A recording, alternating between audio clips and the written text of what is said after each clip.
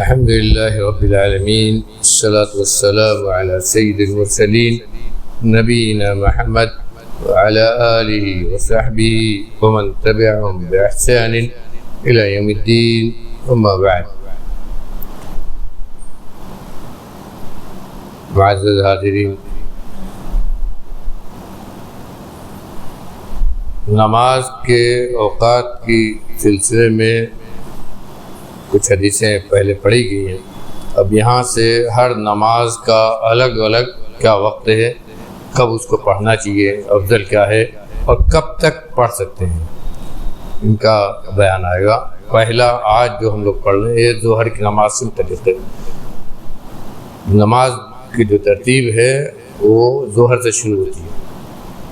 حضرت جبریل علیہ السلام نے سب سے پہلے نبی کریم صلی اللہ علیہ وسلم کو جو نماز پڑھائی تھی وہ پہلی نماز ظہر کی تھی. اسی لیے عام طور پر محدثین نے جو نماز کے اوقات کے احادیث کو اکٹھا کیا اور ترتیب دیا ہے تو پہلے ظہر ہی کی نماز کا ذکر کرتے ہیں. باب تعجیل الظہر وتاخیرها فی شدۃ الحر، یعنی عمومی طور پر ظہر کی نماز کو بھی اول وقت میں پہلے پڑھنا یہ مستحب اور افضل ہے، اور گرمی اگر زیادہ ہو تو گرمی کی شدت کی وجہ سے اس کو کچھ مؤخر کرنا بھی جائز ہے. یہ ہے باب آج کا. عن جابر بن سمرة رضی اللہ تعالی عنہ قال كان النبي صلى الله عليه وسلم يصلي الظهر إذا دحضت الشمس، رواه أحمد ومسلم.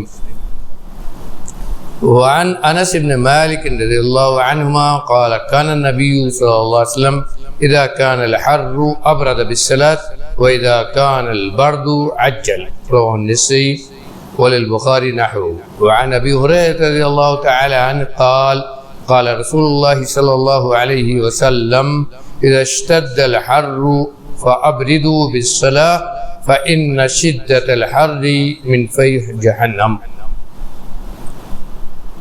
حضرت جابر بن سمرہ رضی اللہ عنہ سے روایت ہے، کہتے ہیں کہ نبی کریم صلی اللہ علیہ وسلم ظہر کی نماز پڑھا کرتے تھے جب سورج زائل ہوتا تھا، یعنی زوال کے بعد ہی اول وقت میں آپ ظہر کی نماز پڑھتے تھے. دیکھیے یہ پہلی حدیث ہے، آپ کا عمل ہے. آپ کا عمل یہ ہے کہ آپ ظہر کی نماز، یہاں یاد رکھنا چاہیے کہ مسجد نبوی اور اس کے بعد اور دوسری چھوٹی چھوٹی بہت ساری مسجد تھی نبی کریم صلی اللہ علیہ وسلم کے زمانے میں بھی. جو آبادیاں تھیں مدینے میں الگ الگ قبیلوں کی، ان قبیلوں والوں کی بھی اپنے اپنے محلوں میں الگ الگ چھوٹی چھوٹی مسجدیں ہوا کرتی تھی. مسجد نبوی الگ. مسجد نبی میں عام طور پر نبی کریم صلی اللہ علیہ وسلم نماز اول وقت میں پڑھتے تھے، لیکن صحابہ کرام اپنے ہاں کچھ مؤخر کر کے اپنی ضرورت اور رخصت کے حساب سے پڑھا کرتے ہیں. آپ کا طریقہ یہ تھا کہ آپ تمام نمازوں کو اول وقت میں پڑھتے تھے. ظہر کی نماز بھی کہا کہ کب پڑھتے تھے؟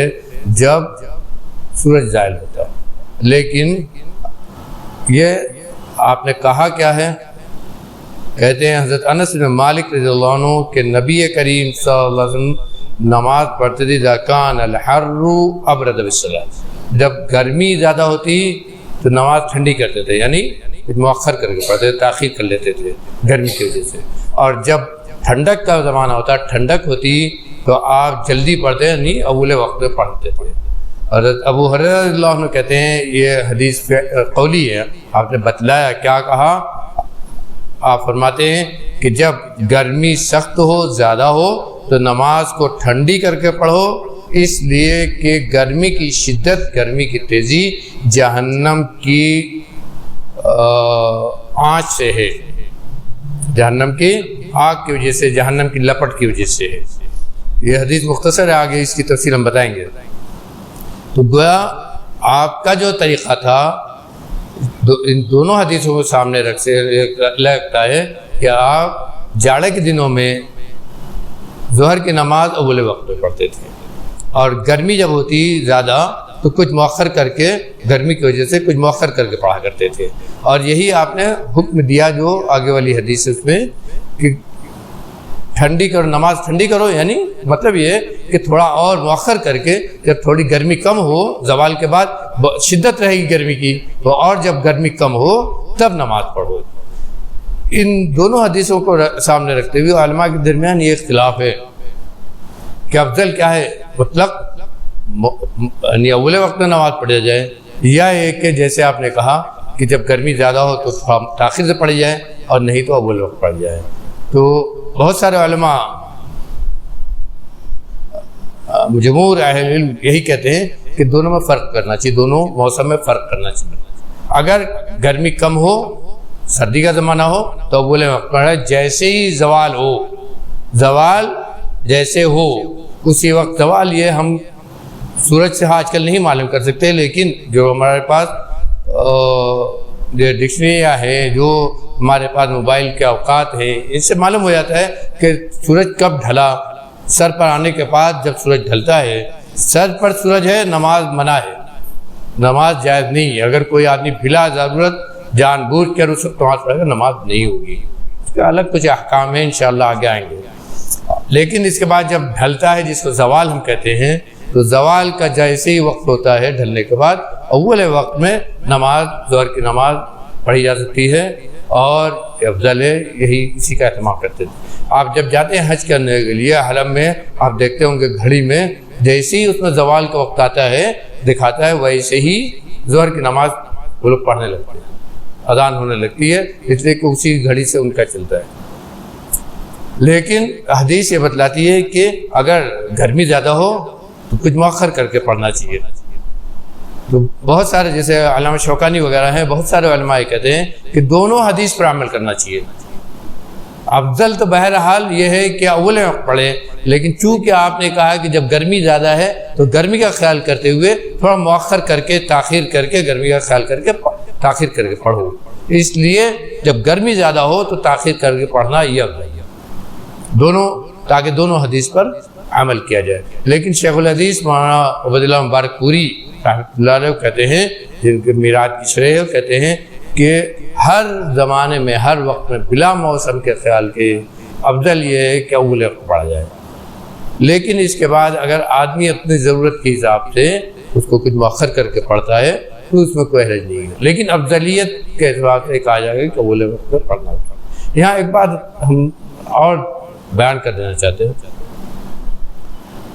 کہ ہم کو یہ بتایا گیا ہے، اسلام نے یہ بتایا ہے کہ نماز کا، ہر نماز کا وقت یہاں سے شروع ہوتا ہے اس وقت سے اور اس وقت ختم ہوتا ہے. جیسے ظہر کی نماز کا وقت شروع ہوتا ہے زوال جب ہوا، جب زائل ہوا، وہاں سے شروع ہوتا ہے. کہاں تک جاتا ہے؟ جب تک ہمارا سایہ، ہر آدمی کا سایہ اس کے برابر ہو جائے.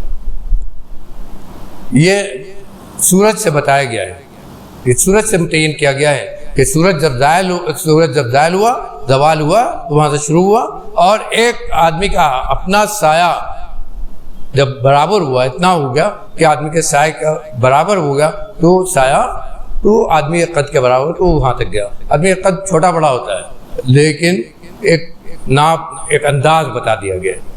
اور اسی کے حساب سے ہمارے یہاں جو ڈائری ہے اس میں اسی حساب سے وقت ہوتی ہے. تو یہ پورا اتنا وقت ہے نماز کا. افضل یہ ہے کہ آدمی اول وقت پڑھے، لیکن احادیث یہ بتاتی ہیں، صحابہ کرام کا عمل یہ بتاتا ہے، نبی کریم صلی اللہ علیہ وسلم کے زمانے میں صحابہ کرام کا عمل یہ بتاتا ہے کہ ضرورت کے مطابق اس کو مؤخر کیا ہے صحابہ کرام نے. مسجد نبوی میں اپنا وقت ہے، الگ بات ہے، لیکن جو صحابہ کرام کی مساجد تھیں محلوں میں، وہاں نماز وہ لوگ مؤخر کر کے پڑھاتے تھے.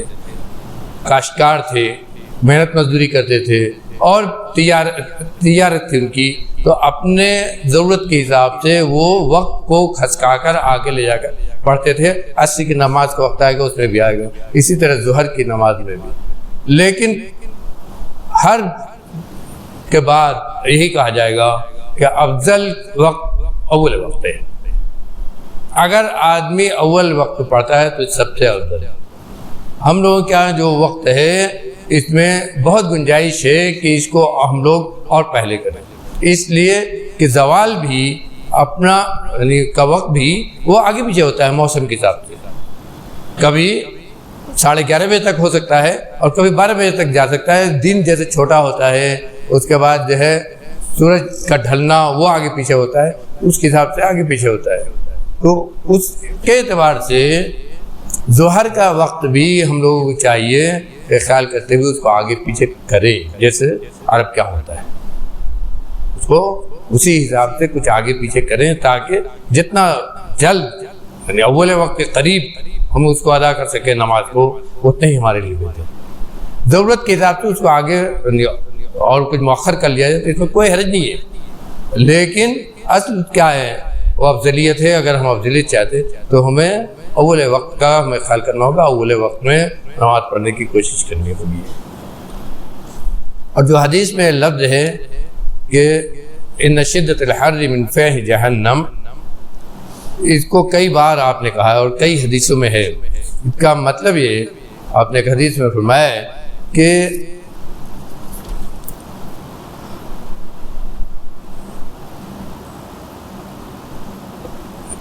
جہنم نے اپنی گرمی کی شکایت کی اپنے رب کے پاس. ان النار اشتقت الى ربها فاذن لها بنفسين نفس في الشتاء ونفس في الصيف. کہا جہنم نے اپنی گرمی کی شکایت کی اپنے رب سے. یہ کوئی تعجب کی بات نہیں، غیبیات میں سے وہ چیزیں ہیں جن کو ہم اپنے عقل سے نہیں سمجھ سکتے. شریعت نے نبی کریم صلی اللہ علیہ وسلم جو کہا ہے اس پر ایمان لانا یہی ہمارے ایمان کی نشانی ہے. اگر اس پر کوئی آدمی عقلی بحث کرتا ہے تو وہ مسلمان نہیں ہے، حدیث کا منکر ہے. حدیث کا منکر مسلمان نہیں ہوتا ہے. اس لیے اس سلسلے میں بحث نہیں کرنی ہے. کہا کہ آگ نے اپنے رب سے شکایت کی، جہنم نے یعنی جہنم نے اپنی گرمی کی اپنے رب سے شکایت کی تو اللہ نے اسے 2 بار سانس لینے کی اجازت دی. اللہ نے اسے 2 بار سانس لینے کی اجازت دی دی. ایک بار وہ سانس لیتی ہے جاڑے میں، ایک بار سانس لیتی ہے گرمی میں. دوسری حدیث میں ہے کہ آپ نے فرمایا کہ جب گرمی بہت زیادہ ہوتی ہے تو یہ جہنم کی اس سانس کا اثر ہوتا ہے، اور جب سردی بہت زیادہ ہوتی ہے تو یہ بھی جہنم کی سانس کا اثر ہوتا ہے. دونوں اس پر علماء نے لکھا ہے کہ اللہ کی قدرت کی دونوں نشانی ہے. ایک ہی مخلوق ہے، ایک ہی مخلوق ہے اور ایک ہی طرح وہ سانس لے گی، لیکن گرمی میں جب وہ سانس لیتی ہے تو اس سے گرمی بڑھ جاتی ہے، اور جب سردی میں وہ سانس لیتی ہے تو وہ اس سے سردی بڑھ جاتی ہے. اور یہ دونوں اللہ کی قدرت سے باہر نہیں ہے، دونوں چیزیں اللہ کی قدرت سے باہر نہیں ہے. تو اسی لیے آپ نے کہا کہ جب جہنم سانس لیتی ہے تو گرمی بڑھتی ہے، اس لیے ایسے موسم میں نماز کو تھوڑا مؤخر کر کے پڑھا کرو. یہ ایک علت آپ نے بتائی کہ جہنم کی لپٹ کی وجہ سے ایسا ہوتا ہے، اس لیے تم اس زمانے میں نماز کو لیٹ کر کے پڑھا کرو. یہ بہرحال افضل یہی ہے. ہر نماز حدیثوں میں نبی کریم صلی اللہ علیہ وسلم فرمایا ہے کہ صحابہ کرام نے پوچھا سب سے بہتر عمل کیا ہے تو آپ نے کہا الصلاۃ لوقتہا. بہت ساری چیزیں بتائی، اسی میں یہ بتایا کہ الصلاۃ لوقتہا، سب نماز کو اس کے اول وقت میں پڑھنا یہ سب سے افضل ہے، سب سے اچھا ہے. مطلق آپ نے کہا، جس سے معلوم ہوتا ہے کہ نماز کو اول وقت سوائے عشاء کی نماز کے، آگے آئے گا جب عشاء کی نماز کا وقت ہے، سوائے عشاء کی نماز کے ہر نماز کو اس کے اول وقت پڑھنا افضل ہے. اللہ تعالیٰ ہمیں کہنے سننے عمل کرنے کی توفیق دے، نبی کریم صلی اللہ علیہ وسلم کی سنتوں پر عمل کرنے کی توفیق دے، اور حدیث کو پڑھنے، اس کو سمجھنے، پر عمل کرنے کی توفیق عطا فرما. ربنا تقبل منا انك انت السميع العليم وتب علينا انك انت التواب الرحيم. وصلى الله على خير خلقه محمد.